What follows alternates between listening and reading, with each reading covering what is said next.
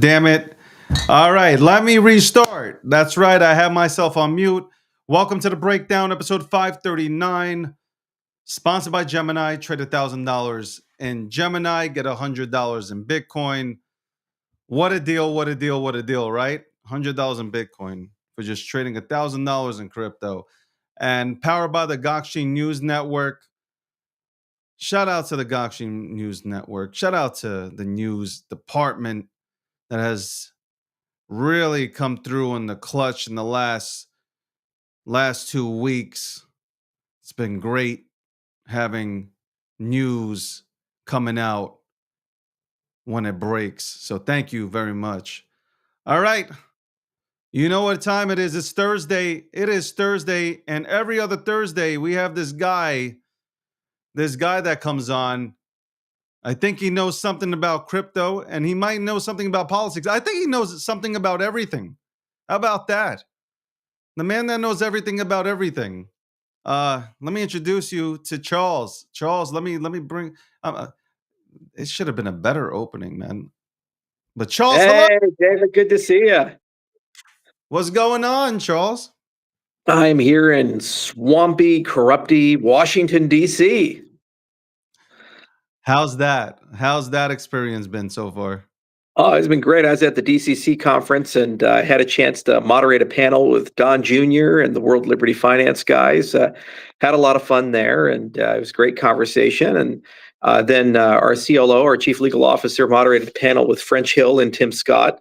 And it was a very lively conversation about market structure and stable coins and these other things. But we're in policy mode. We're talking to people, taking meetings. Getting stuff done. Met with one of the CFTC commissioners, met with a lot of members of Congress, talked to Warren Davidson for quite a bit. And everybody's real excited. They want to work together. They're very collaborative, the environment. And there's a strong appetite. I think there's a good chance we could pass a stablecoin bill within the next 3 months. And I think there's a chance we get a market structure bill done by August. And market structure translates to the is it a security, is it a commodity, or something else? And that means we could potentially permanently kill the ghost of Gary Gensler if we get these things done. So it's actually happening. It's like the Ron Paul meme. It's happening. It's we're getting it done. We're getting it done one way or the other. Kicking and screaming because that's how Washington works. That must be fun sitting down on a panel discussing tech and people embracing the tech that we have here in the crypto ecosystem. You must be sitting back in that chair being, oh my God, the day has finally come where they're embracing this. It's crazy, man. Never in my wildest dreams could I have thought when we started Cardano all these years down the road that we'd be involved and in the room at having these types of discussions, getting things done. We're gonna bring a great team of people together at the Senate and have some wonderful policy discussions about the market structure bill and begin marking that up. Tim Scott announced that on his panel, and I encourage people to take a look at some of his statements there. And it would be nice because there was a lot of people that the executive branch haven't brought along for the ride yet, and they do need to be in the room, especially on the non-financial use cases of crypto. Things like defense, things like election integrity. There's dozens of use cases floating through, whether it be supply chain or land registration or academic credentialing, you name it, they got it. And currently, the prior market structure bills that were passed or debated under the Biden administration only focused on financial use cases. So while they're important, and the CFTC is certainly important, as is the SEC, it only covers half the thing. And had we wrote a regulatory package for the internet in 1991, we'd have a great set of regulations for email. We wouldn't have any discussion of Amazon and Facebook and Microsoft and Google and obviously all the cool things that they've created. So it's very important we recognize that blockchain is very large. And I think it fits into the Doge agenda. And I think it fits into a lot of these different agenda items that people have. So we're glad the White House is doing their thing. And it's real fun to be on the legislative side and work with them. And we're starting to see a natural division of discussions and responsibilities, and hopefully they'll meet in the middle with the bicameral working group, and all the things will come together and we'll get it done one way or the other. We know Republicans are excited. Are the Democrats excited about getting involved in crypto? That's a question that I was waiting to ask you today. Are they? Do you see any excitement coming from them, from their part? Because I would hope that like they would be excited Yeah. about Well, it's an embracing age tech. divide. It's an age divide. And also they don't like losing elections. And so those two factors come in and they realize, hey, we need to start winning elections again, and being at least passive with crypto is probably a good thing. And the age divide, younger Democrats are very excited, like the Ro Khannas, for example, of and Fetterman, who are relatively new and they're not beholden to kind of the legacy stuff. And they're more than okay with the idea in principle that crypto can be part of the American portfolio. But what they're looking for is, well, some assurances about consumer protections. So I tend to look at things through the lens of EDI, the Edinburgh Decentralization Index, because it has 8 different areas that can measure decentralization. And in each of those areas, you can get a sense of whether a market is structured in a way where there's substantial harm for consumers. For example, you could be very decentralized on your consensus algorithm, but 75% of the supply or 90% of the supply or whatever owned by one actor. So while you're decentralized in terms of the block making, the value could be destroyed by a single actor. And so, is that a problem from a consumer protection viewpoint, or vice versa? You could be very distributed with the token, but operationally, the network could be hyper centralized, and one or two actors could destroy the network, which could then destroy the value of the network and the utility of the network. So, EDI gives you an ability to look at a multimodal lens, series of lenses, and ultimately operational resilience and market resilience. And so once you do that, then you say, okay, well, what type of consumer protection package do I need to put on a cryptocurrency ecosystem, whether it be a disclosure regime or a principles-based regulation regime like the CFTC does, and that be pushed to the exchange level, suitability guidelines for ownership, a whole bunch of things you have to kind of discuss. And that's what they're kind of working their way through right now, is they're trying to figure out those components. And Democrats in principle, I think they like some of the things about crypto. They're intrinsically aligned with the equity of crypto, where everybody's equal.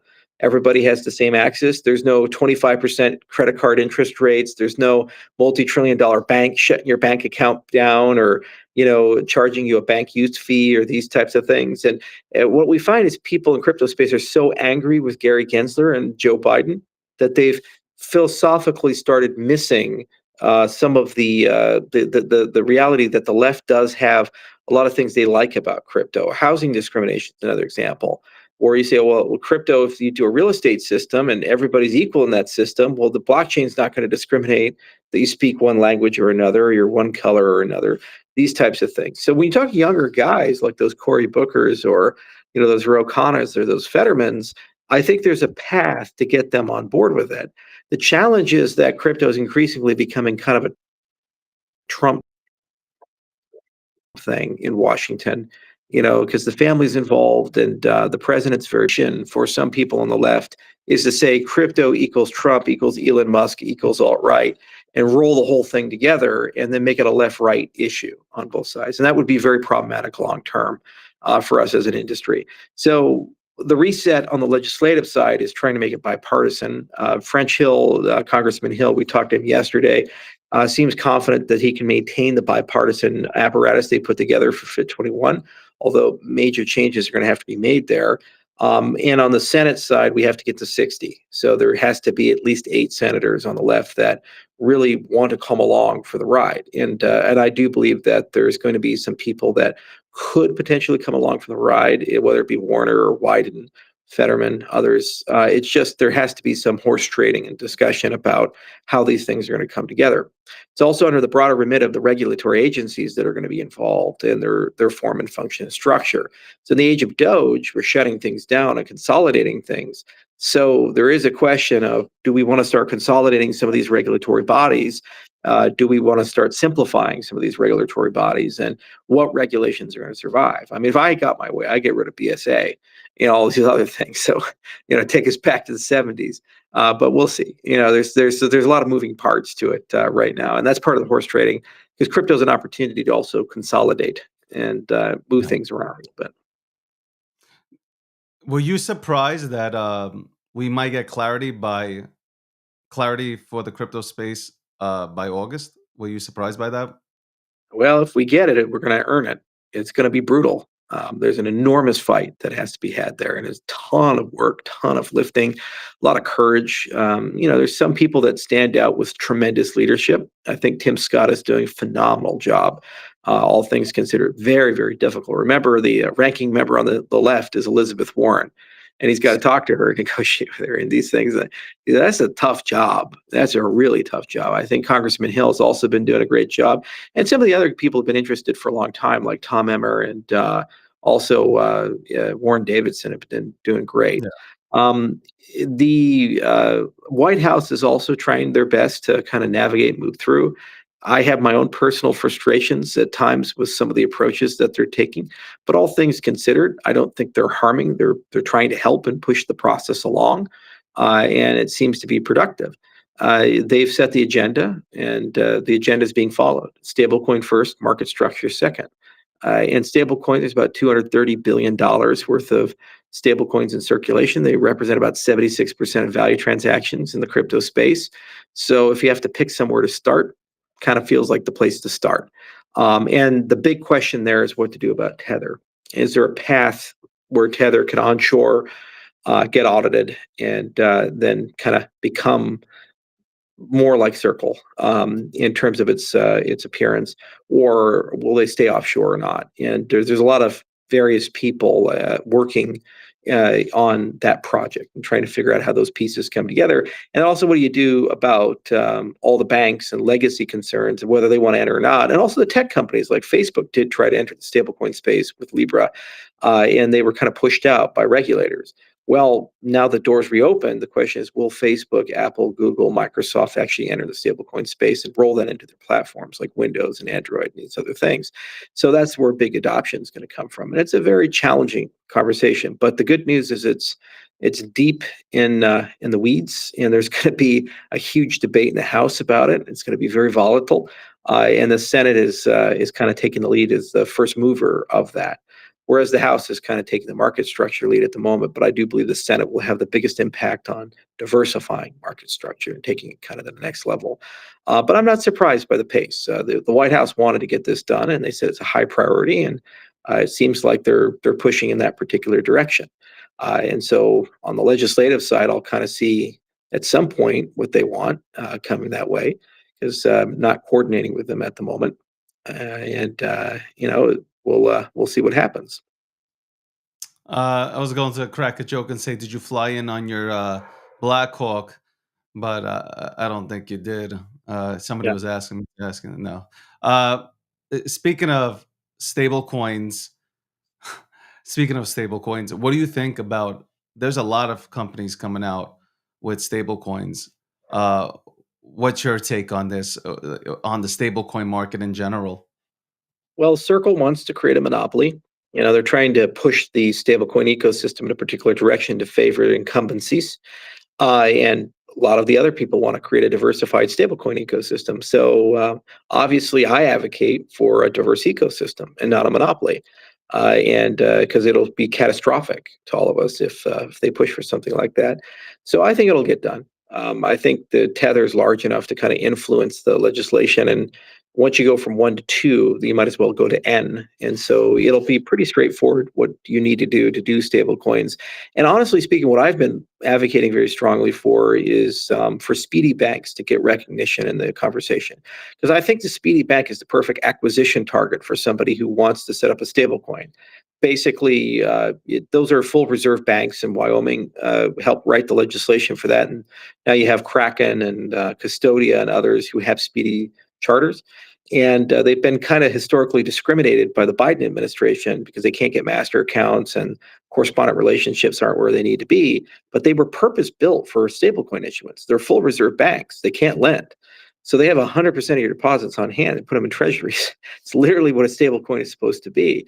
So it makes a lot of sense for that structure to be there, because the minute it's there, then people will go and start them and sell them to people who want to do stable coins. It's kind of like a pre-regulated package, end to end with all this stuff. So that's the route I really think would add a lot of value and diversity inside the system. But then just a lot of standards has to be figured out about consumer protections, freeze and seize, the level of anonymity that's permitted in these systems. I don't think people are very comfortable with the idea that every single transaction they make is tracked. So probably need some privacy. Well, we need to make sure we have a way of doing that so that everybody feels comfortable with it. So it's an evolving target, and there's a lot of movement there. The incumbents have no incentive to innovate because they're sitting on gigantic piles of cash, and whether they do a great job or not, they get like 5% of that giant pile of cash every year. It's like it's pretty. You get pretty lazy when you get a $2-3 billion paycheck every year. You're just like, yeah, okay, I'll take care of it later. It's like being in an oil-rich nation or something. You're Abu Dhabi or Dubai, and no matter what you do, you get $500 million of oil a day. It's life is pretty good. So the young guys, the small guys, they're trying to move very quickly, and they're trying to think about all kinds of things like, does it have to be all treasuries, or can you have a blended composition with commercial paper and gold and other things? And they also look at things like, can we offer some of the yield to our users? So when you buy a stablecoin, maybe you have two tokens, the underlying coin, and then a fractionalized representation of the treasury yield. So you actually get an interest rate on the holding of the stablecoin. So it's kind of like trading certificates of deposit as opposed to trading bank accounts. So yeah, that's a pretty cool and interesting innovation. And under U.S. law, that would be problematic because one would be a security and the other one would not be. So the stablecoin bill will get done, and it's been marked up, and people are working hard on it. It's just going to take a little bit of time to see what market structure that bill encumbers once it finally gets through the legislative process. And very big, very rich, very powerful entities are having a lot of discussion about that. They're kind of pushing their way through. Coinbase is involved, and Circle's involved, and Tether's involved, and it's like watching whales go at it in the ocean. Uh, so brings me to the point where you talk about consumer protection, um, which leads me into, well, tornado cash. By the, I mean, all these things have been, the SEC has been throwing out lawsuits left and right now. Yeah. They just settled the last one with Ripple, where the fine went from 125 million to 50 million. Um, and Ripple dropped their appeal and took on the 50 million. Well, they didn't give a Uh, shit about the money because Ripple's yeah, richer than God. What they cared yeah, about was the ability to divest XRP in the primary and secondary markets. yeah. And so they had restrictions on divestment capabilities, and I think they've been lifted. So that's the big thing because they still have large reserves at the company, and that's one of their big income points. 50 million is pocket change. Yeah, Here you go. Take. it's a rounding error with their reserves. But tornado cash being lifted, that's a bullish thing, right? Where, Yeah. they've allowed people to go back and use tornado cash. There should be some sort of privacy, right? We should have some sort of privacy here, right? Well, I mean, that's why we built Midnight. Yeah. can you tell us? So give me that feature on Midnight, right? So we have these debates and spaces on X, on YouTube, where people are like, look, I get it, public ledger and everything, but I also I don't want everybody to know what I have in my bank account, right? Like you have a bank account now, nobody knows how much money you have in your checking account or savings Right. account. What can we do? It's not like people want to. Here's the thing: it's not like people want to hide. You No. know, most people in this space, they pay their taxes. They're not Mm. trying to hide anything. No. I really do feel that. Yeah. But they want So privacy. They don't want to be a target. They're walking out there, people see how much they have in their wallets. What can be done about that, Charles? you need privacy by default with selective disclosure. That's where the space needs to move. And the reason we haven't gotten there yet is you have to build what's called a private smart contract system. So there's really only a handful of people who figured out how to do this. There's Aleo, there's Zcash through ZEXE, there's Midnight, my project through Kachina. But basically, it's a whole new class of technology. And what you do is you embed in the private smart contract a DID, so basically a disclosure regime, and then you decide who you disclose to. So these are supersets of Zcash and Monero, in that if you don't want to disclose to anybody, then you don't embed a key. If you want to disclose to everybody, then you basically just unblind it. And if you want to disclose to like the regulator for KYC ML purposes, you do that. So my view is that all stablecoins have to move into ledgers that have this capability. So we think that one of the biggest areas of growth for Midnight is going to be privacy-enabled stablecoins with selective disclosure. Otherwise, you have a situation where every single thing you buy with your stablecoin is not only tracked, but known forever by everyone, everywhere. And for institutionals, you're just dead in the water. An institution is not going to want to reveal where they're deploying their capital unless they're required by law to do so in some form of disclosure. But usually that's months later in documents that few people read. Whereas here it's on a blockchain, tools can be written and real time people can track it, like those private jet trackers or things like that. You just get an alert on your phone, like, oh, this person's George Clooney is going here. It's not good. So that's one dimension. Same for real world assets. Almost every real world asset has a private side and a public side. So the public side you can represent well on a blockchain. Private side right now requires a centralized solution in many cases to take care of.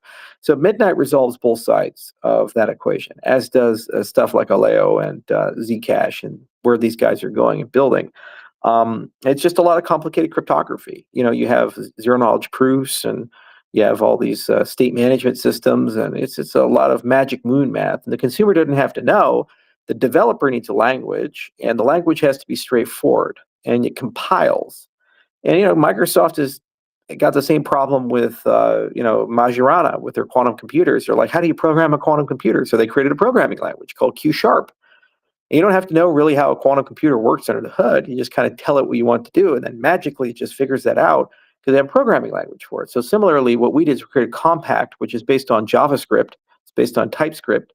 And Compact is a regular programming language, and it compiles into all this weird zero knowledge stuff, and it takes care of all that. And we also have a chain abstraction play where we have kind of cross-chain applications. So you can be on Ethereum or Solana or Bitcoin or Cardano. You can write your app, you pay in the underlying currency, whether it be Bitcoin or Sol or ADA or ETH, and then it adds a privacy layer basically to your system that you can use for whatever your DeFi application is or your stablecoin application is. And it's really the last mile for where we need to go, and it's a big consumer protection as you've added because it's also dangerous for people Yeah, to know how much you own. It's like, oh, that guy over there has got $500 million in crypto. Here's a $5 wrench. Go break his hands. You know, exactly. well, probably his Exactly. legs because you need his hands to unlock the ledger. Or at least don't touch the face because some people use face ID, right? Yeah, exactly. Um, Can't break the nose until you unlock the phone. there you go. I wanted to ask you this, but being that you're in DC, have you heard about, because the rumors have been flying around for the last few weeks about no tax on crypto. That doesn't mean you're not paying taxes on crypto. It just means no capital gains tax. Have you heard anything while That, have you that been out in DC about that? Yeah, that's an example of where the lack of coordination is causing some problems. I'm not in that circle. I don't talk to those people. And there's like discussion of no tax on American crypto. That was the statement that was made. But we have Yeah. no requirement for understanding what an American crypto is or what American cryptos do versus non-American cryptos. Like, is an Ethereum an American crypto? Is Cardano an American crypto? Is Bitcoin an American crypto? I don't know. I have no definition for that. And then you say no tax on crypto. Well, okay, does that mean long-term capital gains, short-term capital gains? Is that no tax on translating one crypto to another? But when I exit crypto in general to fiat, I do pay the taxes then? There's no clarity at all. And what should have been done is a coordinating group be formed where you bring the IRS in, you bring the industry in. It's your tax group, and you have that conversation, and then you kind of come up with in 90 to 180 days a very clear recommendation, and then that can work its way into the market structure bill. The same for the reserve conversation, like the inclusion exclusion. They just went and Yeah. announced things for the reserve, and there was no real criteria. And they said, "Oh, that's the market cap." Okay, well, technically BNB is above Cardano, so why was BNB excluded? But Cardano was included. If you're just going down the market cap one after Yeah. another, it's there. So I don't really understand that argument, but that's the argument they're running with. So usually what you would do is you'd form a working group. You'd talk about inclusion, exclusion for a reserve and categories of the reserve. And you would talk about things like risk scoring, qualitative and quantitative metrics, these types of things. You go talk to Coinbase and say, well, how did you guys build Coinbase 50 and weight it as an example? These types of indexes. And they give you some clarity on how all that works. And then, you can also look at your holdings in civil asset forfeiture. So one of the first things that have to be done, and I know Les Borsai has been working on this, but other people should as well, is an audit of how much crypto the government actually has at the state and federal level. We actually don't know. It's pretty hard to get a definitive answer. Go figure, because there's all kinds of stuff, and even though they've seized it, it's not clear if they get to keep it or not, and how that works, and when that gets liquid. So, probably should audit the current crypto holdings in reserve and then have a staged plan for these types of things.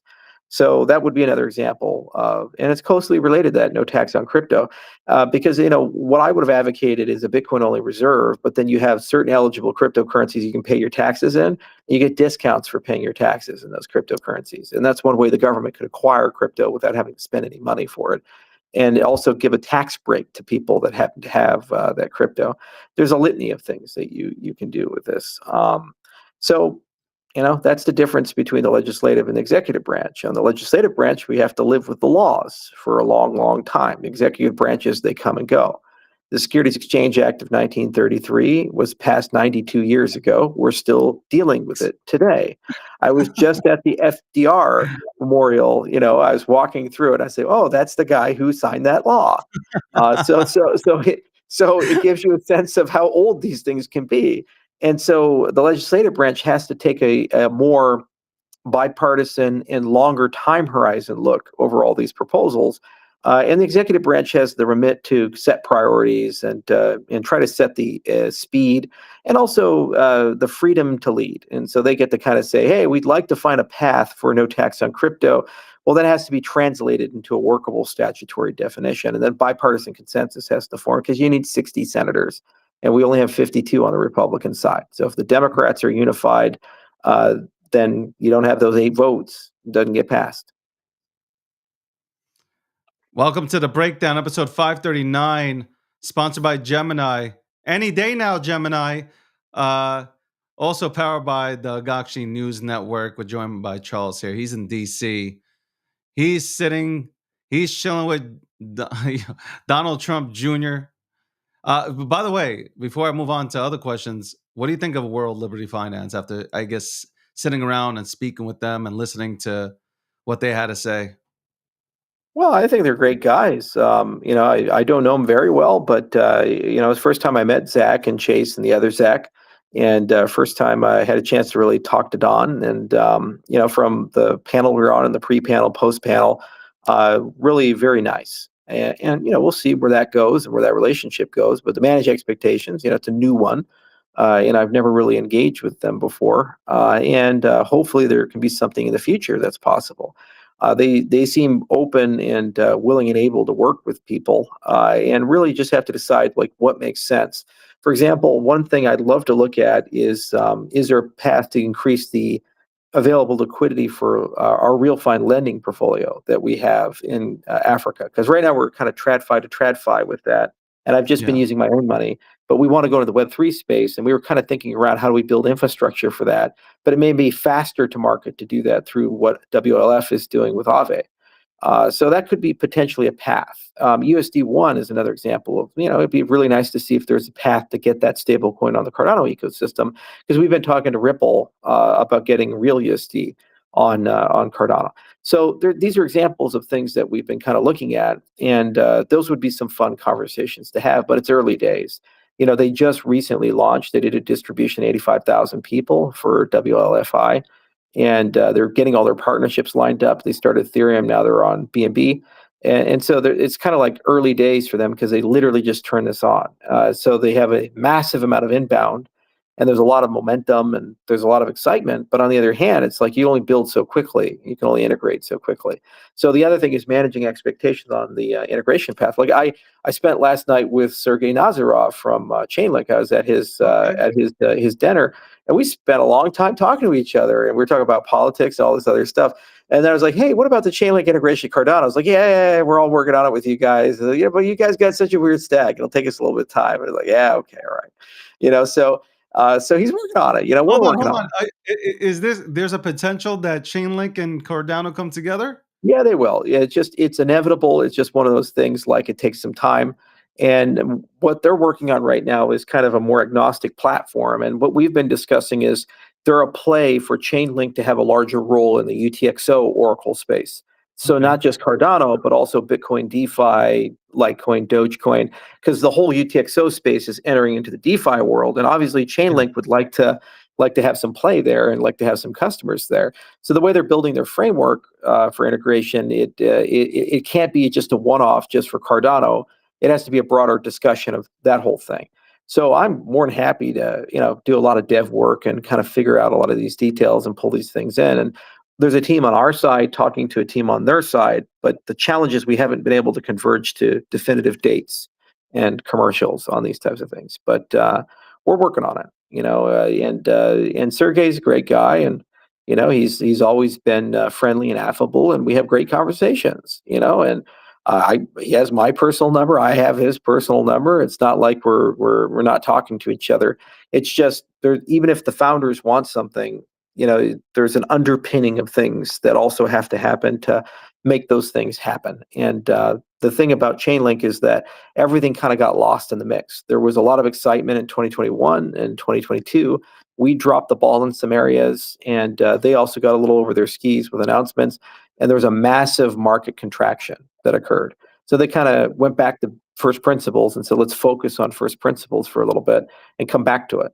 And so we did the same. And now that the market's expanding again, it makes sense commercially to kind of re-engage and figure out those paths forward. But that's an example. There's a lot of these things. You're never dead. It's always just like you lose your turn, and you have to wait a little bit, and then you kind of come back in when the window opens again.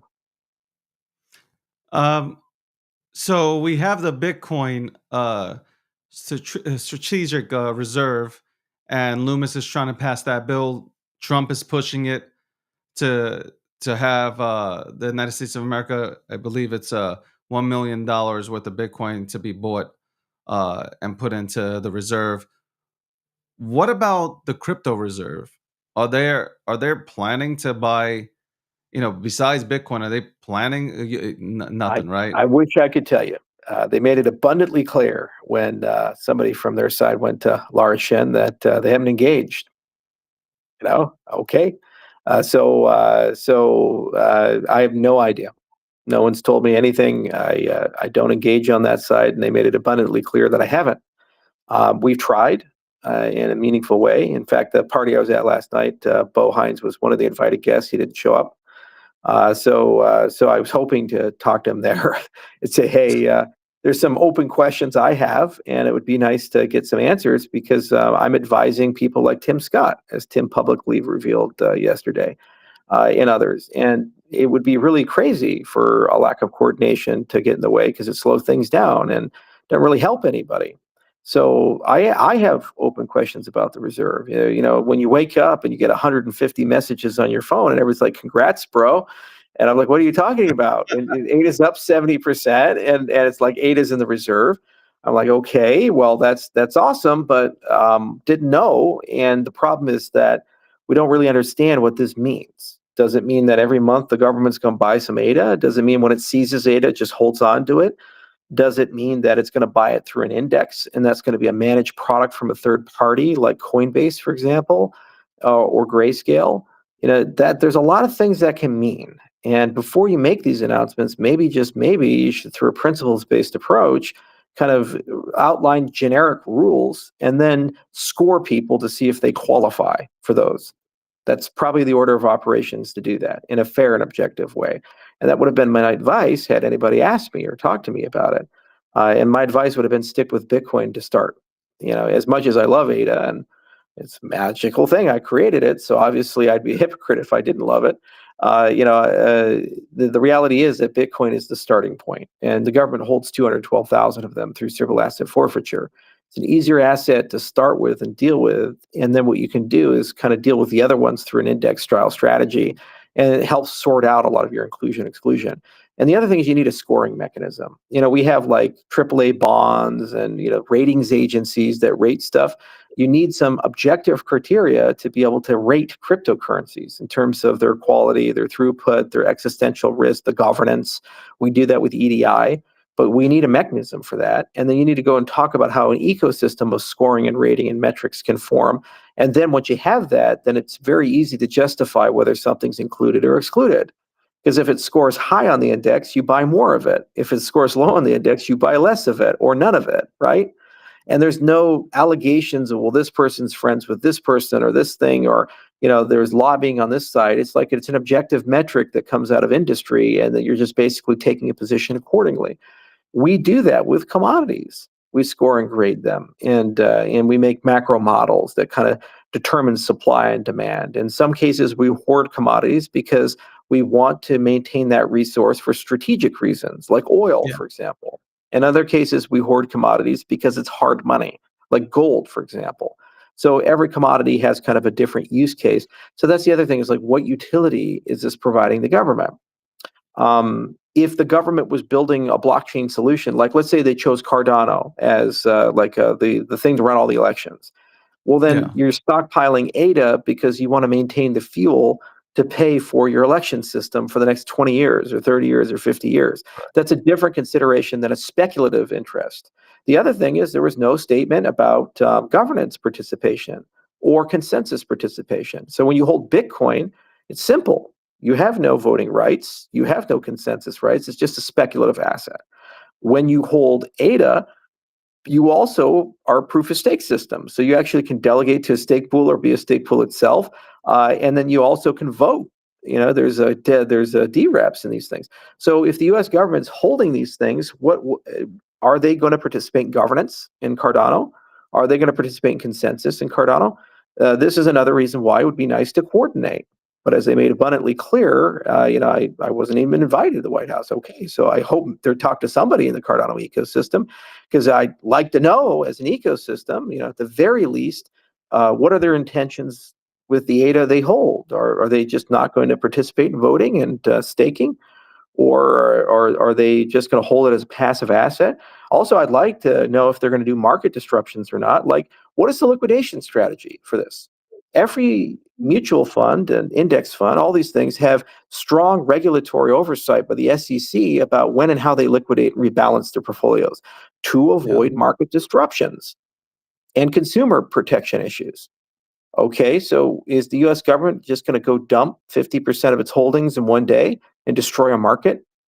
Isn't that an existential risk for Bitcoin? If US government has 1 million Bitcoin and then let's say a Democrat gets elected and doesn't like the strategic Bitcoin reserve and decides to just dump all of it, what would happen to Bitcoin if 5% of the Right. supply gets dumped overnight? So these are just some foundational things that should probably be worked out a little bit.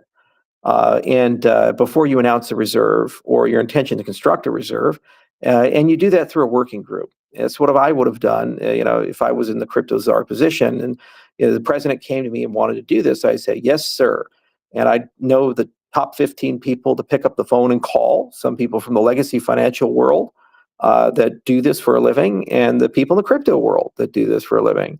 And you'd have all the usual suspects and some other new names like Vice, for example, and who have been doing crypto ratings for a while.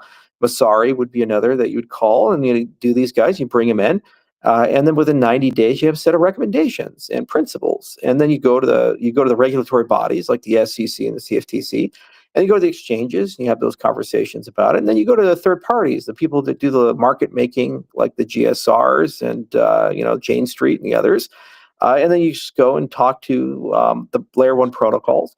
And then you'd also have to make some guidelines where the government can and cannot participate in consensus and governance, in addition to participate on the value side of these types of things. Also, how do they do the distributions? So if you make passive revenue for participating in consensus, where does the staking rewards go? Does it go into the general fund, or do they get distributed out to the American people like a tax refund? What do you want to do? And these are some options. And you go back with an option list and you say, Mr. President, here's our set of recommendations, and you go do that. Yeah.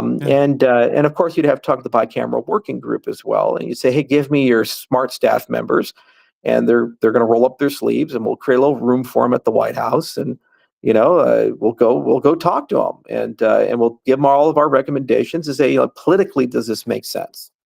And you have to do a lot of horse trading back and forth to be able to get a law passed.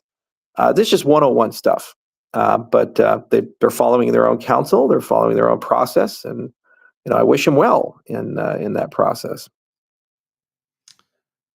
Welcome to the breakdown, episode 539, sponsored by Gemini. Come on, Gemini.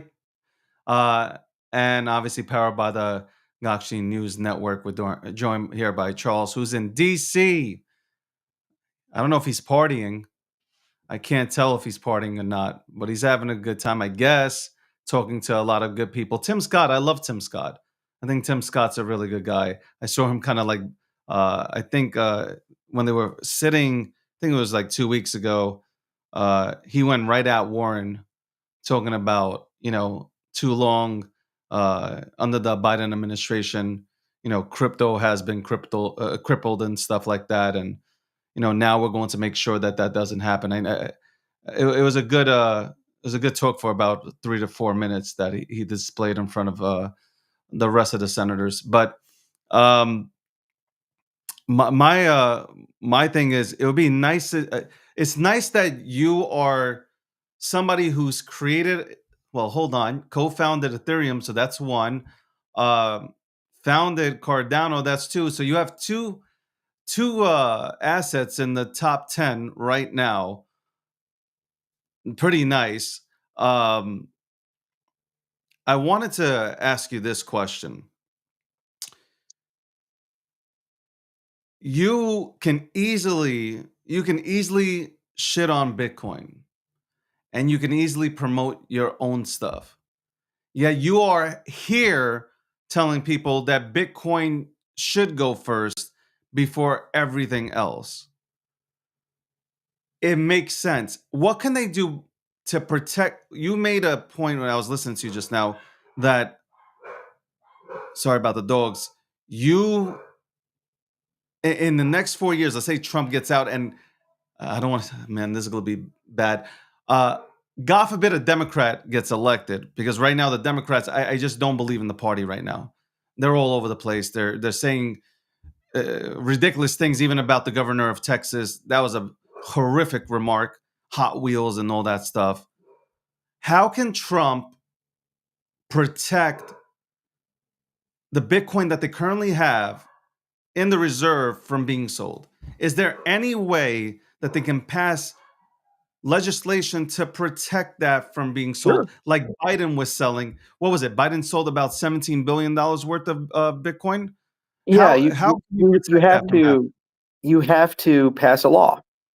And so the problem is the minute you try to pass a law, all the questions I've just asked, you have to start answering because there's no congressman or senator right mind, even if you're pushing them aggressively, is going to just create a ham-fisted thing because you have to write a law down. And there's going to be all these regulatory agencies that come in and say, we have severe and significant concerns about this. And if you pass the wrong law, it might even be unconstitutional and get overturned. So you have to pass a law, and then inside that law, we'll have something that transcends executive fiat, meaning the president cannot unilaterally manage the asset. There's going to be some guardrails that are behind how they manage that asset and under what discretionary authority they have versus what they're required to do. Um, and and so that's the debate. But you'll notice something: stablecoin, market structure, reserve, non-financial use cases. There's a lot there. There's a lot to discuss. And all of these things take mind share, political capital, momentum, time. And so if you have to prioritize things and you have to say, okay, what's the highest priority, the next highest priority, the next highest priority, you have to start really thinking carefully. You have to pick and choose your battles because you're not going to get it all done in a 2 year time period. And the Democrats are more likely than not going to retake the House in 2026. It's going to be a hell of a fight, really hard fight. You think the But Democrats are going to take over the House? I think there's a very strong possibility, better than 50% right now. Because the first, historically, Republicans and Democrats typically lose the House in the midterm. And the opposition party gains little strengths. We saw that under Obama. We saw that under Bush. In 2010 and 2014, excuse me, Obama lost ground. Bush lost ground in 2006. Nancy Pelosi became the Speaker of the House. And then when you look at Reagan in his term, when you look at Bill Clinton in his term, 94, the Republicans creamed his clock. Newt Gingrich took over. So that's just a historical trend that's usually happened with the incumbent president because the president spends an enormous amount of political capital in the first 2 years. There's a lot of things that they do that are popular, but a lot of things that are probably not super popular. And the president's not on the ticket. Whereas the opposition party, gets to run against all the bad stuff, and they typically do very well. But here's the thing: is they retake the House, like no crypto legislation will get done then. So they have a window; it's 2 years, and really this year, next year is challenging. So that's one fact. The second fact is that there is no broad consensus about what is the highest priority item outside of market structure and stablecoin. Everybody agrees the horrors of Gary Gensler have to go away, and everybody Yeah. agrees we have to resolve the tether problem and all these other things and kind of clean up this stuff because these are existential to the market as a whole. A Bitcoin reserve, it's fun to say, it's nice to have, but Yeah. our industry seemed to survive just fine without a reserve. So if 100%. we had to pick orders of operation, it'd be like, okay, well, that's nice to have, but then also, if you're talking about reserves in general and a sovereign wealth fund in general, well, what's the portfolio allocation of crypto to non-crypto? Why does crypto get an outsized influence in there? Why can't the U.S. government buy Microsoft stock? Why can't the U.S. government buy Google stock? These types of things, this. And if for commodities, well, why can't the U.S. government be like China and start stockpiling rare earth metals? You mean to tell me that Bitcoin's the only commodity meaningful? Well, every battery needs like thallium and gallium and lithium and neodymium and these types of things. And China went and got 90% of the world's supply. Exactly. Yeah, you see, so if you're making the commodity store value type of argument, you look at where the economy is going and say, okay, what are going to be the key strategic materials, hard assets that the U.S. government needs to get? And then also for strategic investments, what's a better return for America? Putting $100 billion into Bitcoin or working with TSMC and getting a $100 billion fabrication facility built so we can make our own microchips, especially if a Yeah, war with right. Taiwan breaks out, right? So when you're at the purse strings level, because that's controlled by the Congress, they have to look at the totality of everything. And the president can't say that we're not going to raise taxes. We want to cut the government by 20, 30, 40% and cut the budget from 7 trillion to 5 trillion. But oh, and by the way, I'm going to propose another $100 billion, $200 billion in spending. And the deficit continues to grow. So when you have a $35 trillion debt with 5% interest rates, it's $1.75 trillion a year you spend in interest on that debt. So where does that money come from? If you're not raising taxes, you have to grow the GDP then. Okay, so this is just the fiscal reality that people pushing through. You have to understand that nothing is an island. And the problem is we're falling behind in certain industries. We're falling behind in synthetic biology in China. We're falling behind in quantum computing. Did you see all the deep seek, with AI Yeah. and how quickly the Yeah. Chinese are moving? We're falling behind in AI. We're falling behind in humanoid robots. These are the industries that are going to create the next $20 trillion or $30 trillion of wealth in America How come are and they globally. why are they able to move so fast? People, they have 1.4 billion people. And Yeah, so, but also but I don't think they have regulations like we do, right? well, that's part of it too, is like there's a coordinated all of government response. Like, for example, when we banned NVIDIA from shipping chips to China, the Chinese were like, okay, well, then we'll just make our own chips. So the Chinese government passed a regulation, the Politburo, within 3 months to give $100 billion a year into chip subsidies to go and build out fab facilities and do all these things. So within 5 years, they'll match and exceed what Taiwan can do. And then they can make everything domestically. And they also have all the supply chain. So here's what they're going to do. They're going to cut TSMC off from all the rare earth metals they need for their chips. So not only do they have a better economy of scale, newer facilities, but they also have the resource supply chain. So all those trophic factors that go into making TSMC able to make their chips cheaply are going to go offline. So this is how they compete. They're very smart about that. They're very verticalized about that. And Belt Road has really helped them. And they've been planning strategically a trade war for a long time. And they have the demographic balance. So when I was growing up, you were growing up, it was a Chinese dude at Harvard who would go back home for the holidays in China. Then it was the Chinese dude trained at Harvard went back and became a professor at Tsinghua or another university. Now it's a Chinese trained professor at a Chinese university training a Chinese student is making the innovation. It took 40 years for them to get through this academic cycle, but they've exported all the knowledge. And so our universities trained these people, and now they've transferred all that knowledge to China, and they're starting to pick up on the research. And it's just a game of numbers. They make like 40 PhDs for every one PhD we make in these strategic interest technologies. And then also China's buying these people on the open market. So they'll go to European schools and other schools, and if there's a really prominent professor, they say, "Hey, why don't you come live in China for a few years, and we'll give you $1 million a year, and you'll just be the guy, and teach us all this stuff."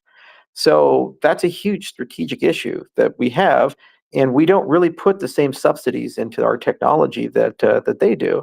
And the Chinese are very smart about things. It's like this thing, like, oh, we'll linearly scale AI models. That's the thing. So we'll go build $500 billion of data centers and double the entire electricity capacity of the U.S. grid. And the Chinese go build DeepSeek, which is 100 times more efficient.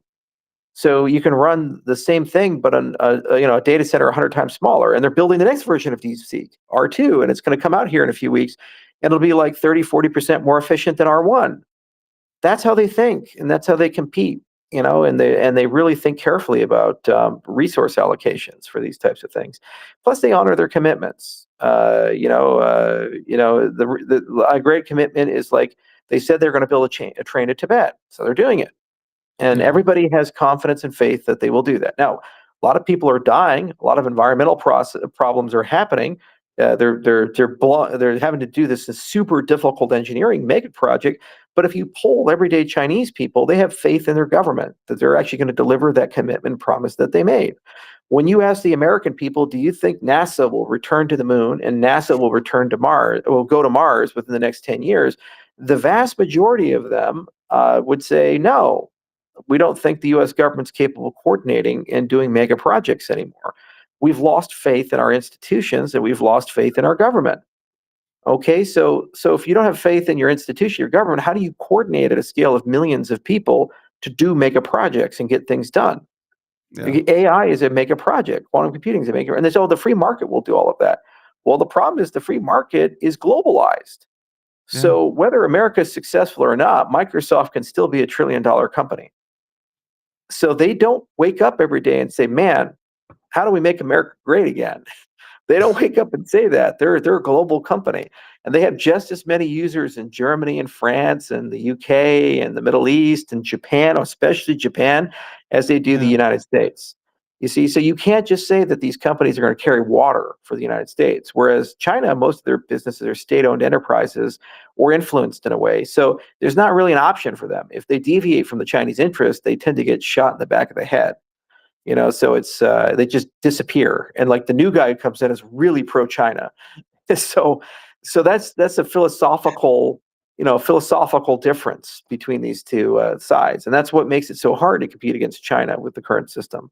Plus, they have no respect for intellectual property. They just Yeah. take our IP, and there's a ton of industrial espionage. In some cases, under the Biden administration in particular, it really helped them with the industrial espionage. And you had these weird things where, like, the NSA would tell Google that there's a Chinese spy stealing their processor designs for Tensor, and then the state of California would let them fire the guy because of racial discrimination. It's just like, what are we doing here? This is so wild. It is. That is I hope, by the way, we got a good amount of people here. I hope you guys are enjoying this. I got Landy here screaming, one of a really good guy, Bitcoiner, longtime Bitcoiner. He's really bullish on Midnight. He can't wait to go ahead and get his hands on it. I see him in the chat. Much respect to you. Charles, I appreciate you coming on. I asked you all the questions. I got more questions for you 2 weeks from now as you come back from that hellhole. Or I should say, it's better than what it was, right? It's better, I guess, more friendlier, I guess, than what it was before. But I guess everybody still got their own agendas, though, Oh, regardless I of what walk they're I at. walked the mall today. I saw the Lincoln Memorial and I saw the FDR Memorial in Vietnam and the Yeah, Korean War Memorial, the World War II Memorial. Saw the Washington Monument. So I kind of did the nationalism walk that you do. And America's a great place. I love America and I love the American people. And we have a lot of ups and downs and we're hyper divided right now. But what we need to do is we need to take a step back and say, look, the reason the Chinese are killing us is they're unified. And if America wants to win, we got to unify. And so crypto is an example of where we need unity. And I'm trying to bring people together. I really am. Some of the things that have happened have been utterly unhelpful in the process of unity, especially excluding people from the process. And we need to get away from that. And we have to include people in the process, especially if people have been around and earned the right to be at the table. But that's okay. One person doesn't speak for the entire U.S. government, and one approach doesn't work for the entire U.S. government. So there's ways to course correct, and that diversity is our strength as a nation. But outside of crypto, we also need to unify in the other industries. We need to unify in the AI policy. We need to unify in the quantum policy.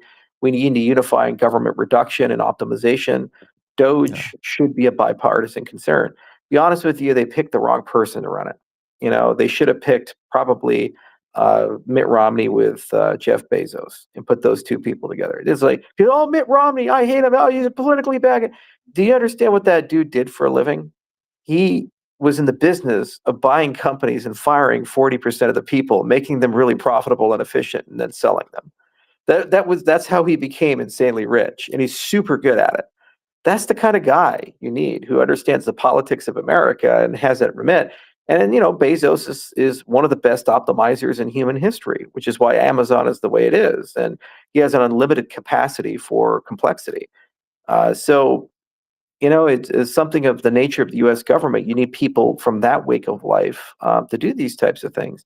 And the challenge is the way it's been done. It's deeply alienated, a ton of people, and it's created a situation where easy wins have become hard and challenged and derailed. And it's a game of waiting. The bureaucracy, all it has to do to win is just wait them out. There's Do you think finite that time that's and because attention. do you think that's because Elon is very outspoken when he finds something, he goes right to social media and starts saying, "Look what I found." Da da da da.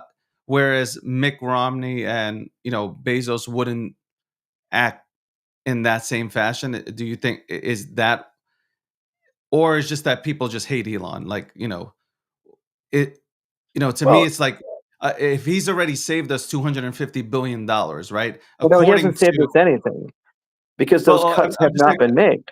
correct. I'm just saying, according to the numbers that are stated on that government timestamp list, it's 250. But obviously, once they go ahead and perform those cuts and all that good stuff, all I'm saying is he saved that, or he has found all these things. Why is he getting the heat? Is it because he's outspoken, whereas Jeff Bezos wouldn't be as outspoken as Elon? Yeah. So first off, what's the strategy? You're just going agency by agency, and you just find a bunch of stuff that looks suspect, and then you're like, well, that looks suspect, so let's just cut that. Okay. Okay, but Okay. do you even understand the context behind it, the story behind it? Do you have the relationships for people to explain it? Like a great example would be that when they found that, I think, $3 million to a guy in Baghdad to play Sesame Street on his television show. And people are like, oh, that must be such a blatant waste of government money from USAID. I would bet anything that that's a CIA operation. So here's what happened. The guy who runs that station probably has a cousin or a brother or some relative who's a member of the Iraqi parliament or an asset that we needed for something we did. And we had to Yeah. find a way to give him a bribe without giving a bribe. So we Yeah. went and had USAID give $3 million for that. So on the outside, if you have no experience, you have no idea how the government works. You come on in, you just think you know everything, Dunning Kruger through. You say, "Oh, it's such a waste of money. $3 million went to play Sesame Street on this thing." Well, if you actually knew how it worked, what you would do is you go to the DNI and say, "We have this list of things that we think is questionable funding. It smells and looks like an intelligence operation. Can you go Yeah. and double check any of these things and earmark them and let me know if I need to review this in a skiff with you guys and see if they're actually legit or not?" And then they'll come back, and probably half or more of those are actually vitally important bribes we're paying for our foreign policy. So we get cheaper oil, or we get to use like air bases in places, or we don't get shot, or people tell us where terrorists are so we can go and kill them. These types of things. If you want to run an empire, you need to do that. Yeah. That's one of 5 million fucking things that are inside the gigantic bureaucracy of the United States of America. And what you got to do is you got to take a step back, and you have to say, what is your strategy? And what I would have done is said, let's have an overarching philosophy of a 5% across the board reduction of the US budget annually until we balance the budget. And then what we do is we go agency by agency and we say, okay, what is the way we make that happen? And you assign people, and then you have a coordinating function. And that's where a Bezos and a Romney could do something like that because they have those managerial skills for that. And here's the thing: in 14 years, you cut your budget in half. That's how powerful a 5% reduction is. And you telling me we can't find a 5% efficiency gain in the US government? Just from attrition of the workforce, we probably could achieve that. But instead, they're saying we're going to make these radical, dramatic cuts. First off, you can't do that strictly from the executive branch. The Yeah. constitutional power is Article 1, it's in the legislative branch. And the minute you go to the legislative branch, every special interest group, every lobbyist, all of these people, they're going to come in and they're going to say no, and they're going to jam you up. In the short term, they'll kill you with the courts. In the midterm, they'll kill you with the budget process. Okay? So you may want to make all these cuts, but then you actually can't because the executive branch doesn't have unilateral authority for these types of things. Let's change the Constitution and give it to them. But Okay? doesn't he just make the recommendations? He's not actually cutting. But he's basically the right-hand man for Trump, so Sure. you're And, kind of and looking so, at so it. is it intellectually honest to say he's cut 250 billion when he's recommending 250 billion to be cut, but the Congress has to agree and they won't? So basically nothing's been cut.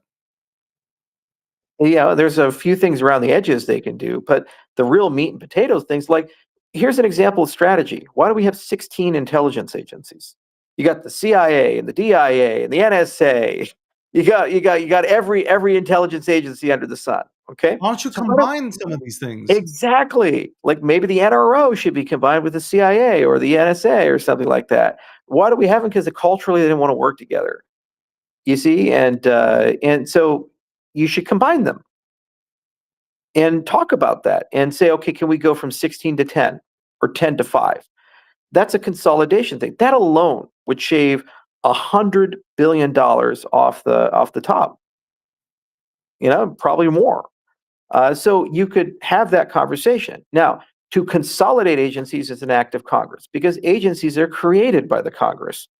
The Yeah. Congress passed a law to create the CIA. The president can't get rid of the CIA. The Congress passed a law to do the FBI. And there you go. And so you do a 5% across the board, and then the agency heads, what they can do is they can make through discretionary authority how they're going to reduce their budget by 5%. And that can be done in the executive branch. The consolidation is an act of Congress. You have to do both for the government to work appropriately. And so you're not going to do that unless it's a bipartisan affair. And you have to bring people together and have that conversation. So you need somebody who has bipartisan credibility come in. Well, what Trump is basically doing is saying everybody who's a Democrat is pure evil. All they want to do is harm America and hurt America. All they want to do is spend every dollar you have, and all they want to do is control every dimension of your life. You can't you can't really negotiate with people if that's your position on the people on the other side of the aisle. So what you're doing is you're saying, I hope somehow on a 51-49, I can find some parliamentary trick to be able to put in some temporary spending cuts. But the minute the Democrats retake power, which they will eventually in 2, 4, 6, or 8 years, who knows? They'll take power at some point. Demographics will push it. Then they'll undo everything you've done.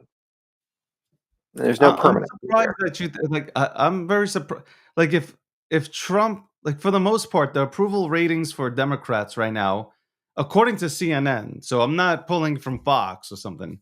CNN has it at 25% now. It's gone down from 27 to 25.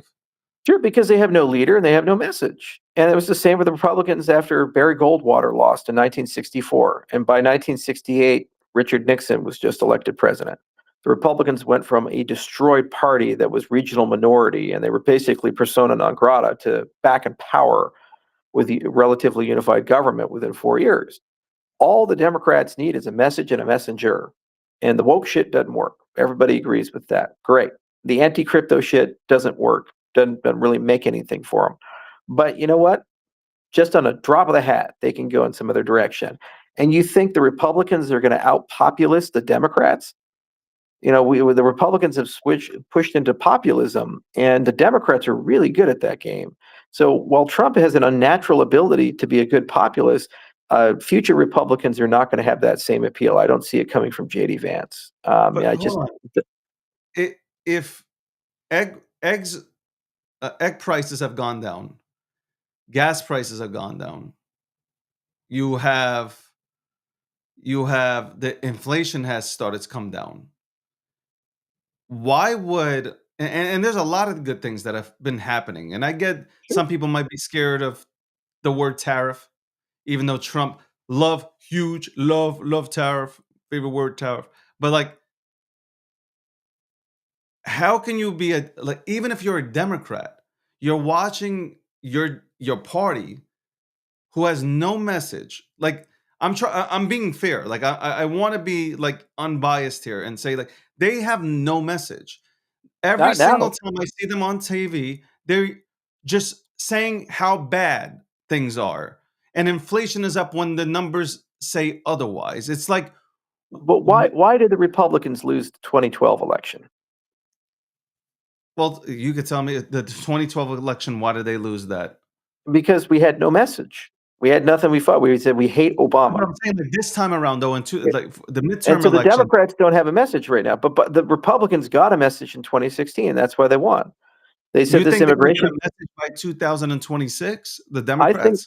I, I think frustration with the economy and Trump is going to kick in because we're headed towards a recession. It's probably going to You happen think by 2026. Yeah, it's you look at all the macroeconomic indicators. We're moving in that direction. Recession alone guarantees the Democrats the House. The other thing is that there's blowback on these policies, and it's not all roses and rainbows. There are consequences to tariffs. There's consequences to pulling out of NATO. There's consequences to a restructuring of the global order. There's consequences to the Middle East policy. Some are good long term, but it's like taking your medicine. Sometimes it hurts you a little bit. So the long term impact of that, while it could be desirable, the short term is those consequences translate to election losses. And where you see that's not the Senate, not in the short term, you see that in the House because it's a yeah, two-year election cycle. So yeah, that's why most presidents tend to lose the House 2 years into their term or 6 years into their term because there's a fatiguing of their policies and the House switches. And Bill Clinton in '94 and George Bush in 2006 and Obama in 2010, the honeymoon ends, and that's just what comes in. And yeah, it is what You it don't is. you don't think there's no way that Trump hypothetically speaking, you don't think there's no way because I know you're saying that, most likely this could be the scenario, but you Well, don't no, think there's any you way like could. in the next 2 years if Trump's policies do work out because I feel like the tariff stuff, I think he's using it as a tool to bring people back into this country, Yeah, but companies but back in the country. what's your latency on that? It's 5 to 10 years because they have to build factories, they have to relocate Correct. assets, these types of things. And meanwhile, you pay higher prices in the short term. There's no way to get around it. So if your inputs get more expensive, eventually that cascades into the economy. You're never going to have prices go down under those circumstances. Plus, a recession coming from a restructure of the economy. Those two things alone are going to be economically catastrophic. That's why he's trying to do it quickly. Because if the recession comes, let's say this year, maybe by 2026 it's recovered enough that it's less of an electoral issue for him. But it's going Yeah. to hit. There's no way if you want to rebuild the economy. Is Malay had to do the same thing in Argentina, and their cycles are long enough that it didn't kill him. But he had to burn out the Argentine economy to reset it, and it was horrible for everybody. And I because we get day by day reports of how bad things were getting there, but now it's looking better. The medicine is starting to take effect. And so somebody has to be the guy who pays this price. And sometimes when you have like it's your second term, you can afford to do that because you're never running for election again. And so Yeah. they're just going to be the guy who's the donkey, and you're just going to go burn yourself out a little bit to basically reset things, and you just move on. And it's wildly unpopular, but it's necessary medicine. So the thing is, the Democrats don't have a talking point. They don't have leadership right now, but don't believe for a moment they won't find a leader. They will find a leader. The media and Hollywood will unify behind that leader, Yeah. amplify, and make that person near God. That's what they did with Obama, and they'll Yeah. make him look so good and so amazing and so charismatic, so beautiful. They'll say when he shits, it smells like roses. That's what they've always done with these guys. So once they have that, it's going to be a real tough election, and there's going to be challenges there. Now that's why you have to kind of preempt it a little bit and say, is there a path to get some of the moderate people in the hinterlands at least thinking about that? Because the Democrats were probably going to try to elect a moderate, and so all these moderate people are looking for some CV enhancements at the moment to show that they're bipartisan. I got the law passed with the Republicans. I can reach across the aisle and work with people. So you got some people that look for some CV padding, and those are the people that you'd basically want to talk to about spending cuts, these things. But by the way, Fetterman is a great example of that. He's not presidential level, but you can see he's reaching across the aisle and he's saying, well, Trump's not doing all bad stuff. I mean, the liberal people are like, Trump is literally Hitler. That's what they're saying. Fetterman's like, we got to work with this guy, and I kind of like this guy. And there's some things he says that make sense, because he's got coal miners in Pennsylvania that really, Yeah. really do not want to vote for a Democrat, and they voted for Fetterman for some reason. So he's got to stay in kind of there. So that's an example of a guy that you go and talk to. And it's one of those 8 guys you need to get to 60. So you got to figure out a path there, and it's not just the crypto side; it's strategic investments, it's treaty restructuring, it's restructuring of the military, it's restructuring of the intelligence agencies, it's a restructuring of the nature of the government and the oversight stuff as well. It's there's a whole bunch of stuff that we need to get done. And a lot of people talk a bit about, well, all these foreign direct investments are going to come in. It's really easy for a government like Saudi Arabia to say, "Hey, we're going to do $1 trillion strategic investment in the United States." It's like, well, hang on a second here. If you look at the compositionality of their sovereign wealth fund, they were already planning to do that over a 10 or 20-year period. So they're getting the optics of making it look like they're making this big thing, but they were already making large investments in U.S. companies and U.S. infrastructure, regardless of what's going there. Some things are new, like Stargate is new, but did we do a credit check on these guys? Or did they actually have the liquidity for $500 billion to make a strategic investment? What are the consequences if they back out of this type of stuff? So I'm a little dubious on some of those things. I do think the TSMC thing is going to go in, the $100 billion there, because that's existential. There's a high probability China is going to invade Taiwan by 2027. So they want to Yeah. offshore production. And so US is the only place they really can successfully offshore to that makes sense for them.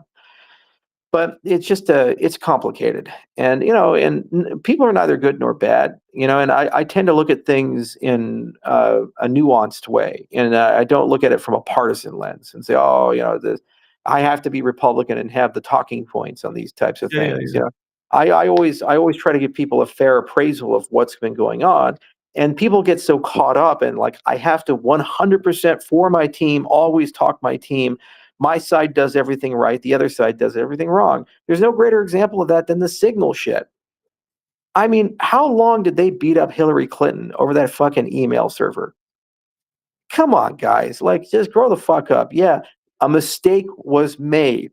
And yes, the stuff in the Signal channel was absolutely classified by any definition of this thing. It's like war plans. You're like, yeah, we're going to strike with these people at this date in this location. And then blow by blow, they're like, okay, yeah, it was successful and everything's looking good. Awesome, dude. It's like, yes, this is a classified conversation. Okay. And they screwed up. They added the wrong person. That's the thing. How did the fucking guy get into the goddamn chat? They added That's them. They added them. crazy. Yes, That's they added them. It's like but it's like, like it's but doesn't this guy have a responsibility as a journalist, right? If I'm in media, I would never, if I had this information, I would never present it to the general public, because that's uh, something that like, you, why would I yeah, go it?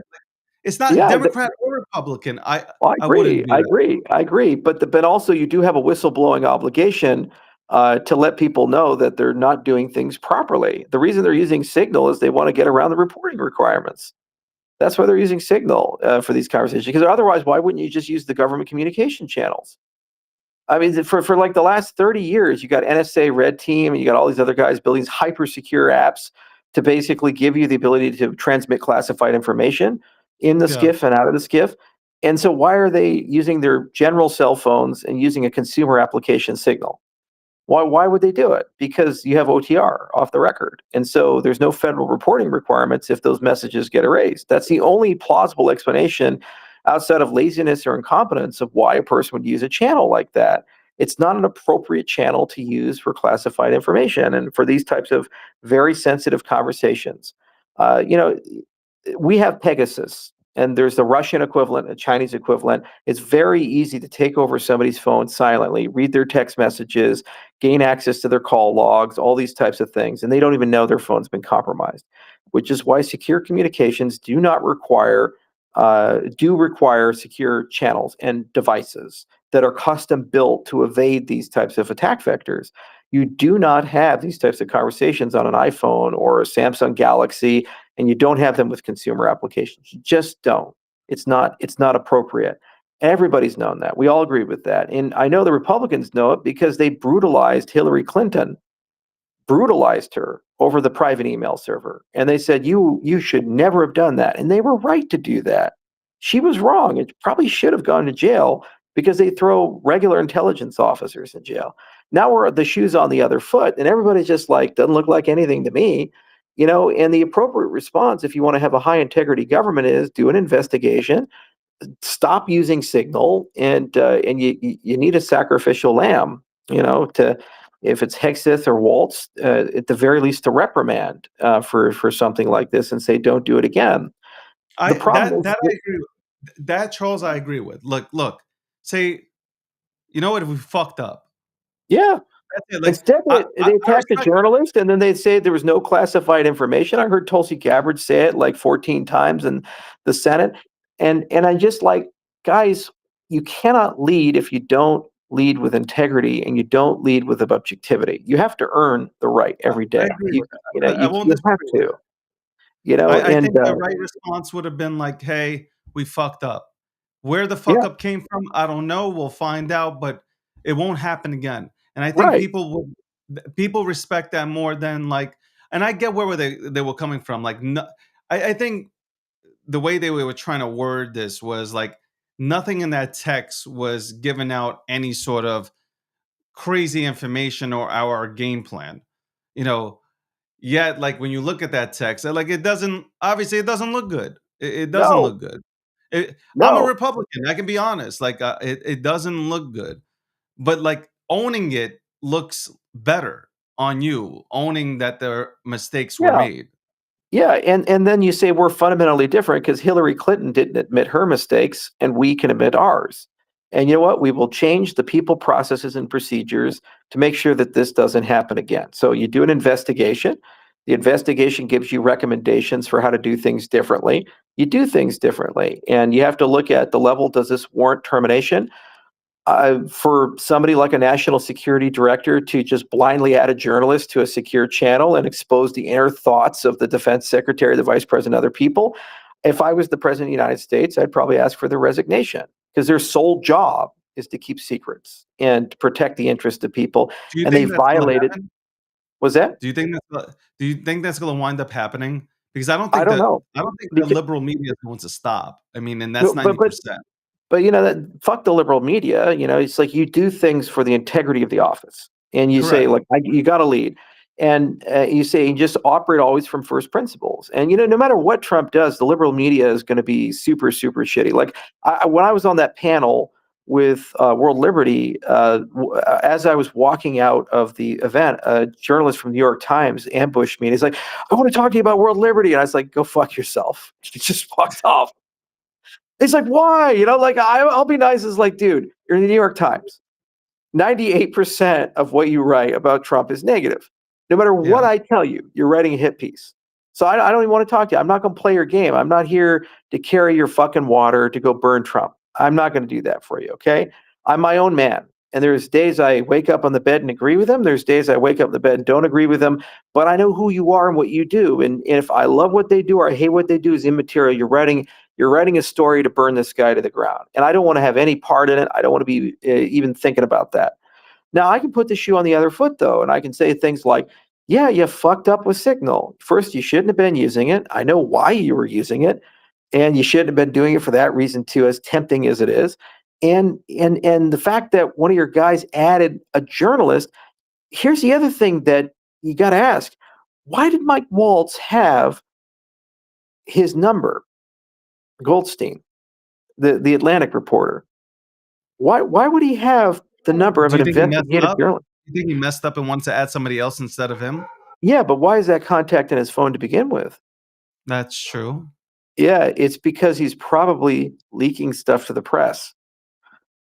You see, that's the other reason you do an investigation. You're like, which one of you guys is talking to the press? Why do you have a number of the Atlantic journalist here who only writes negative hit pieces on the administration, especially foreign policy stuff that they disagree with? Are you talking to them? Oh, I don't know anything about him. I've never talked to him before. Then why you have his personal phone number? It's just like, do I have the personal phone number of Barack Obama? No. So if I accidentally add him to a group, you'd be like, "Well, how'd you get his number?" It's like I don't I don't know about that. That's a little shady, right? Do you So think so, do you think so that Trump is gonna think about that like you're thinking about it and say, "You know what?" oh hell yeah, oh hell yeah, absolutely, because they're looking for leaks because there's all these fucking leaks. That's what plagued the administration in his first time around. He couldn't make a single decision without somebody backbiting and stabbing him in the back about it. And I can understand we got a little upset about it because I would too. If every time you made a decision or I made a decision, there was some dude like going straight to New York Times or the Atlantic or Washington Post and leak it, and in the worst possible light because they disagree, and then to your face they say they agree and they're good people. That's not okay. And so that's the other side of this too. Is they like when you look at a investigation, people, process, and procedures, you start have to ask like, okay, what relationship do my people have with the media, and what are they telling the media?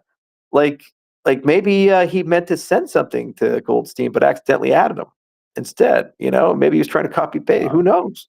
It invites the question, and you start looking into this stuff, and you start thinking about this stuff. That's why skiffs exist, by the way, because you can't take information out of the skiff. They search you like really hard going in, search you really hard going out, and it's air gap. There's no way to get information out of it easily. So it's hard to leak that information to the press, and you can on background kind of tell them certain stuff, but you can't take a file or a document or anything else like that. And this is the whole setup there. So I don't know, or maybe they're playing 4D chess. There were people in Russia and other places, and maybe there was some desire to kind of tip off a foreign power that they were doing something, and this was a parallel construction to do that tip off. And there's something there. The problem with statecraft is you just don't know. It's really, really complicated. So I can't It's just fully judge Trump is the so administration. Trump was so cool at his conference. Like, he was so cool and calm and collective. I mean, Yeah, like, I remember his first term, like, you could see him boiling, right? yeah, This he was like, "Mm, okay," like yeah, dismissing, like, not even interested, talking about, "Look at the business deals we're doing. How yeah. about you wanna talk about Signal, well, but you don't wanna talk about all the wonderful business deals that we're doing, huge Well, deals." well, another interesting thing is Trump. You'll never see a picture of him with a computer on his desk. He doesn't use computers because back in the late '80s, '90s, they said, "Hey, these computer things are bad news. Everything you do is recorded. Don't use them. It's a stupid thing," and he kind of internalized that. So even his tweets, he dictates them, and somebody else tweets them. Yeah, So yeah. he very rarely uses a computer. And so that's why like all the liberal media is like, oh, well, Trump's not in that signal group. It means like they're all talking behind his back. It's like, guys, he wouldn't be in that group. He doesn't use these devices. Okay, people come to him and talk to him, and when he was at golfing, he had the headset on. He was actually real time listening to the strike. And then they pick on Trump for that. They say, oh, he should have been in the Situation Room. Well, when they ordered the Osama bin Laden raid, where was Obama? They broadcasted that picture of like the raid. He's sitting in the Situation Room. Well, he was actually when they first ordered the raid at the White House Correspondents' Dinner. So he was in the tux making the jokes and all this other stuff while, Yeah. the Navy SEALs were flying on the helicopter. And then he came for the tail end of the raid, at the White House. It's like presidents, they do their thing. They're always somewhere Yeah. and always doing something. But only the Republican ones seem to get Why do I care brutalized by the media. if he's in the room? As long as he's listening, that's all Yeah. I give a shit about. Like, I And don't also, care. what is he going to do? Is he going to override the colonel, or the captain that's like making the actual calls on the ground? once he signs off on the deal, it's like, tell me how it worked out. The commander in chief Exactly. is not micromanaging the military at that level. But this is Yeah. just the liberal media. They Yeah, I don't just care find about any Obama fucking doing for that. people. I don't care about Trump, Obama, whoever Yeah, being at a different location while things are happening. That's why you hire people, right? yeah, You get yeah, people in place who know what the fuck they're doing, and if they tell you this is what we're about to do, do we pull the trigger, sir? And they say yeah, yes. It is what it yeah. is. I mean, okay, I don't know. This is petty shit. This is what I'm talking about. We need to get away from the petty shit. We need to Yeah, we get to do. work on America, man. Yeah, exactly right. And that's why I said just like everybody needs to chill out and they need a reset. People need to start being the bigger man and taking accountability. I And agree they with need that. and they need to say like, look, we lead by integrity. Example. That's what Ronald Reagan did. When he took over in the '80s, and he said, "I'm Ronald Reagan," and I'm going to do things differently than Richard Nixon did or these other guys did. And, he did a pretty good job, kind of bringing back that wonder of the American spirit, and he really unified a lot of people.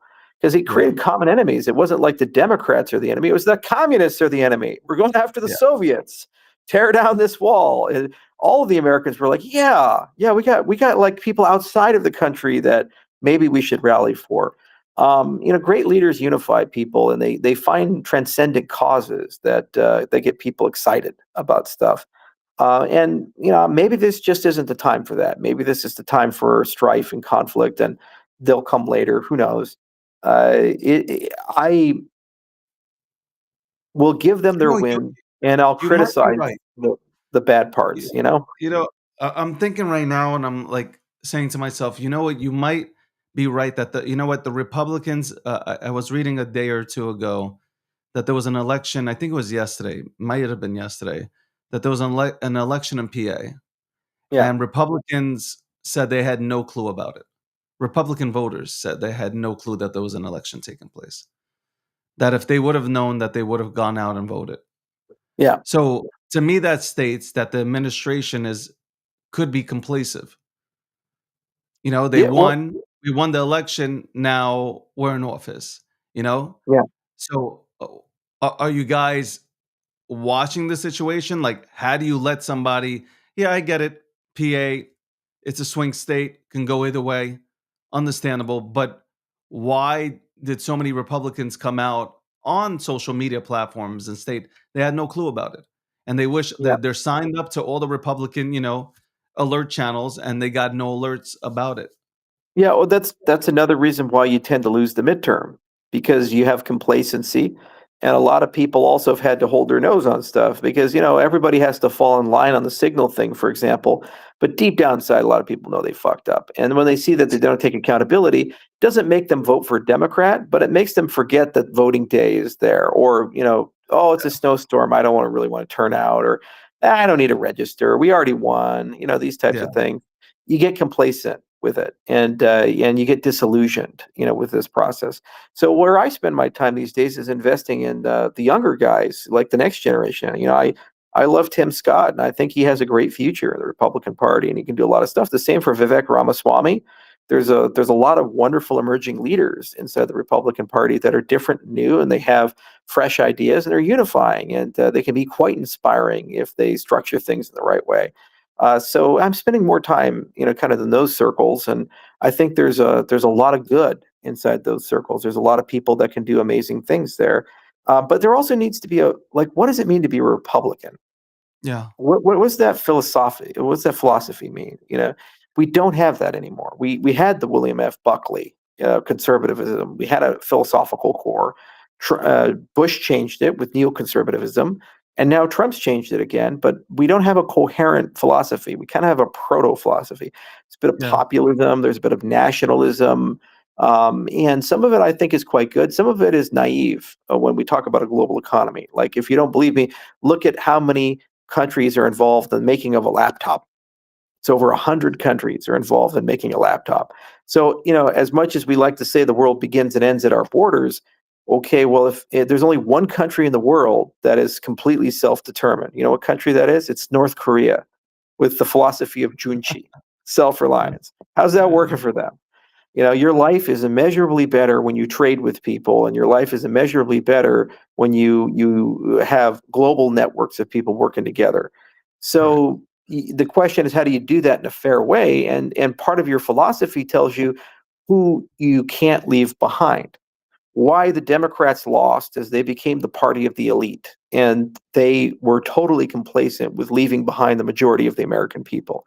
What they did to crypto is perfectly understandable from that lens. If you came to me and I was like a politician, you say 53 million people hold this thing, which is like one out of every six, one out of every seven Americans, and the majority of them are young and liberal, and you're liberal. And do you want to go just for no reason at all, burn these guys to the ground?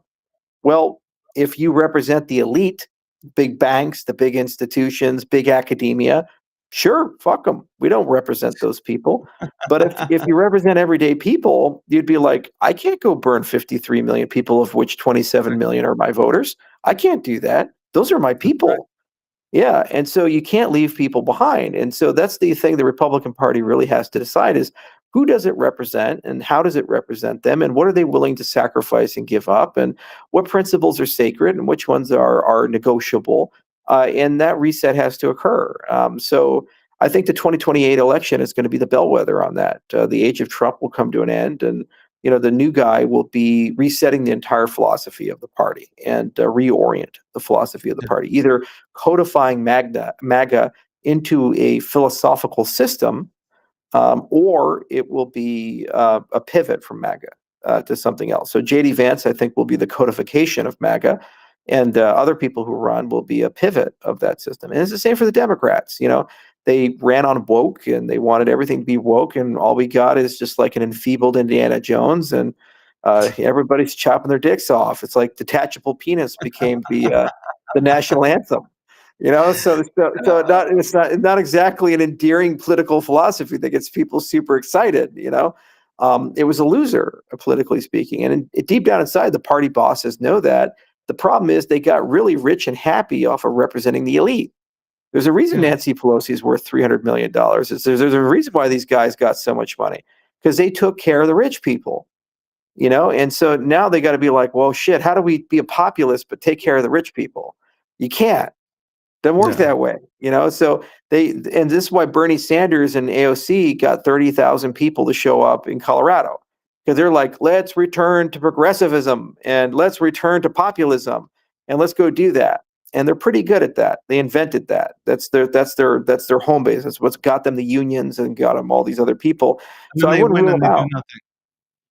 Well, yeah, exactly right. They do nothing, but they're convincing. you know, Correct.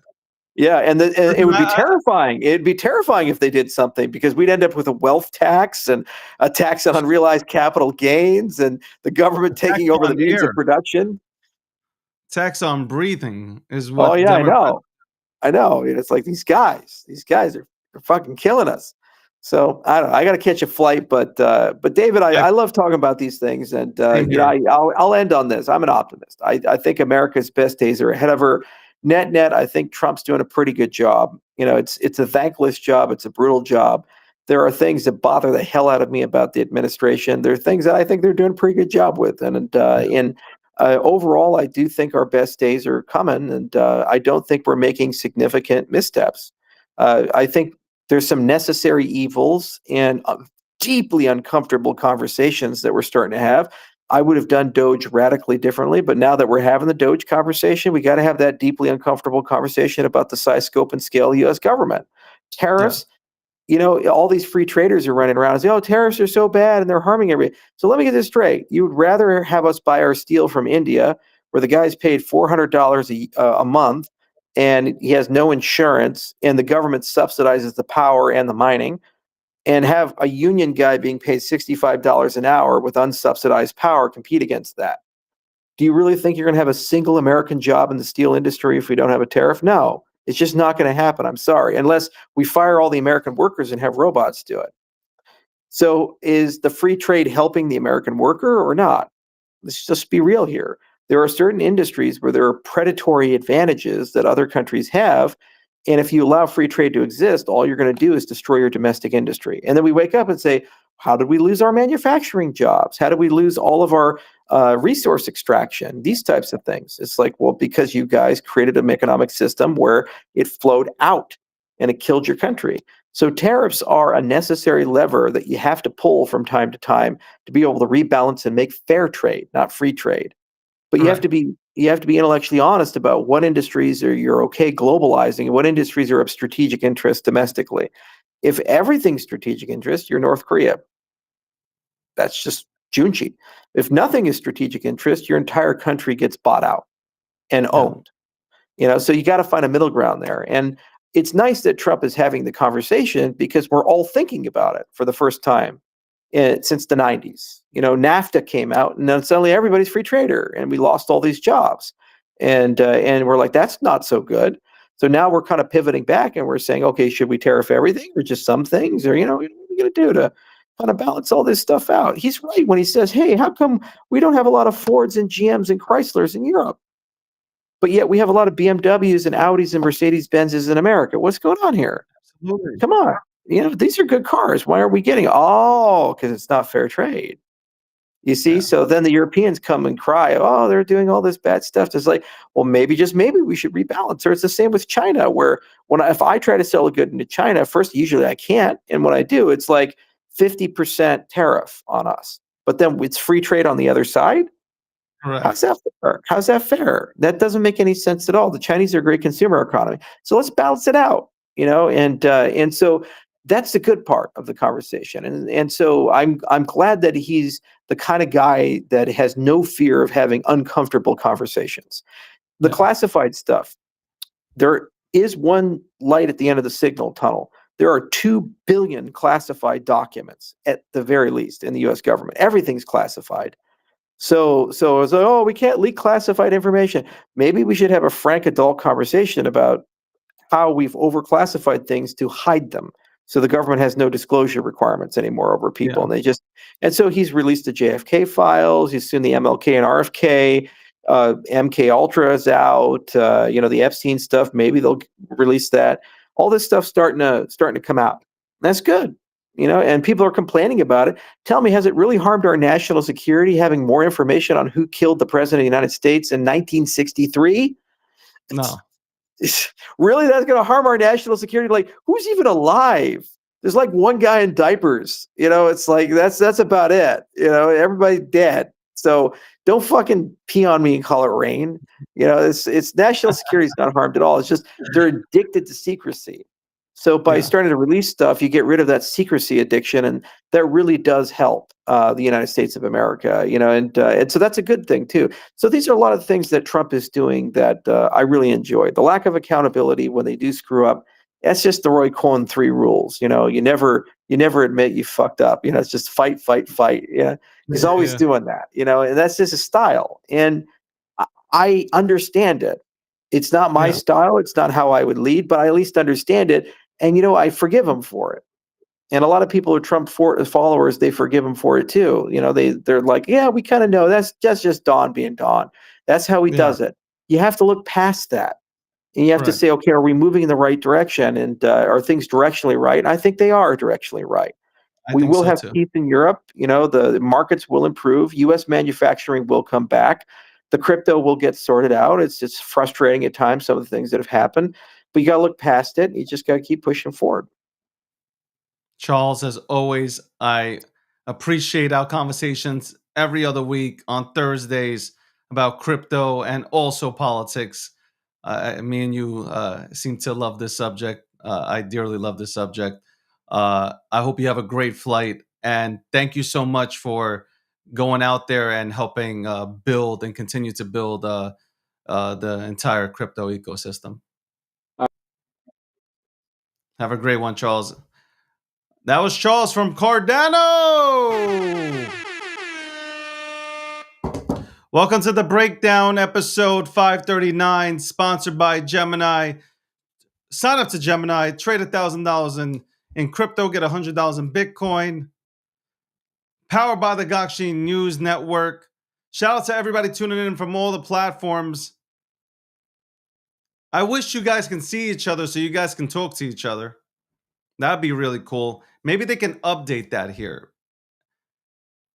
Why can't they update it to where everybody can talk and not just people on particular platforms can talk to each other but can't see the other comments? Be great if everybody can interact. Um, Charles speaking his mind. That's great. Few things that one or two things I disagree with, but for the most part, again, I agree. Hey, when it comes to the signal thing, honestly, they should have just came out and just said, "Hey, we fucked up." But he did say, why does he have his number? Why does he have his number? Why does he have his number? That's a good question. That is a very good question. By the way, this program is sponsored by water.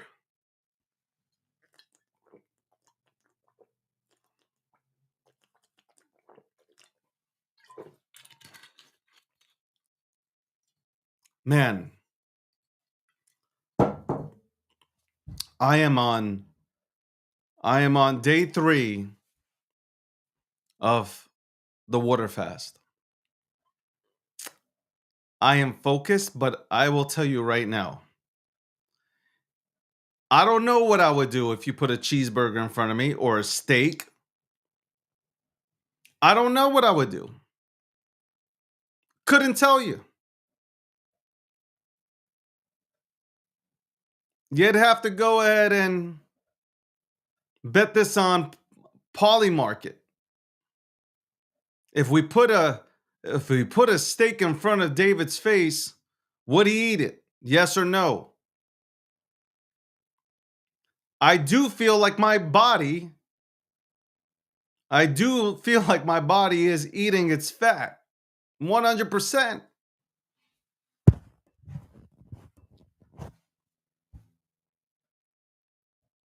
And if you thought I was handsome before, look at me now. This is phenomenal.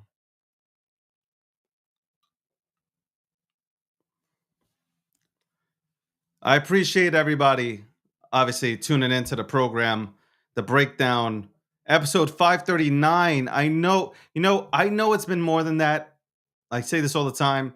Unofficially, it's definitely over 1,000, but officially 539. I can't believe we're at 539. I can't wait to hit 1,000 episodes of the breakdown. I have my podcast in the works. I'll let you guys know about it. It'll be once a week where I'm talking to some notable people that I fuck with that I want to go ahead and pick their brain on certain subjects. You got the morning show at 9:30 in the morning, which I started at 8:30 in the morning today, where we had a lovely discussion. Shout out to everybody. Before we got rugged, by the way, before we got rugged, we were having a great conversation. Great. Thank you, everybody, for tuning in. Appreciated that. Um, Nightly recap, I'll be doing that. Leslie is currently unavailable. So I'll be doing the nightly recap, breaking down all the news that is trending today, recapping it for you guys, for all those that work, okay, that have a life. I'll be recapping it at 9 p.m. Eastern Standard Time. 4 o'clock p.m. Eastern Standard Time, you can tune in to Julie Kennis. She's breaking down crypto news on YouTube. Okay, check her out, give her a follow. Also, right now, currently, 2 shows. Hotep Jesus is on the Kick Network, the Griff Report. You can tune into that, breaking down politics and finance and all that good stuff. And then you have another show that's on X Spaces, a Money Maxi show. Tune into Jules, tune into Soka as they break down crypto. If you like crypto talk, they're breaking down crypto.